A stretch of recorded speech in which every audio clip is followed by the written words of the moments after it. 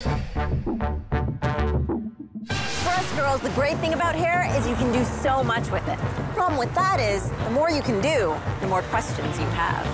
I'm here with Lorraine McAndrew, Creative Director of Sassoon Salon, Toronto, and she's going to talk about hair with us. All types of hair. Well, yes. Hair.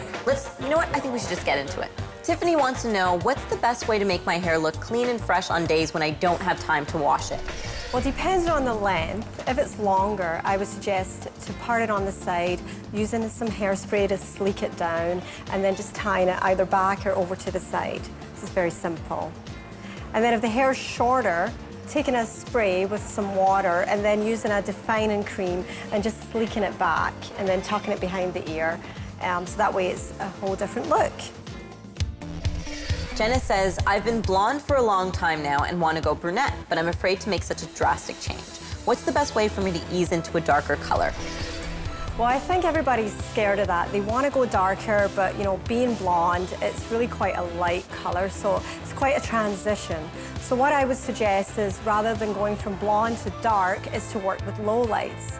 So that way you're weaving in colors of the hair that are a little bit darker, so you're not completely going from one to another. So if you're blonde, this color, and then going into about this shade, and that's going to be a lot more subtle.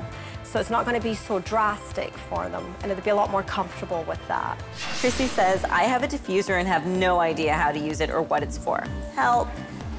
A lot of people feel that way about diffusers.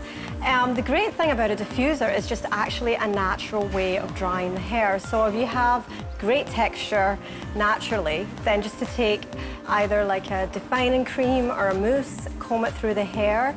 And then the key to using a diffuser is to work with the heat very low. So that way you're just placing it at the hair and you're not actually doing anything to it, just gently touching it. And then when you're diffusing the hair, it's just to place the diffuser at the hair and not actually be going in there and really moving it around too much, because that makes it more frizzy and you want it to dry more naturally. So the key is not to do too much while diffusing. Just let the dryer do the work for you. Thank you so much, Lorraine, for solving all those problems. You can tweet us at @O_so_Cosmo if you have any questions you need answered.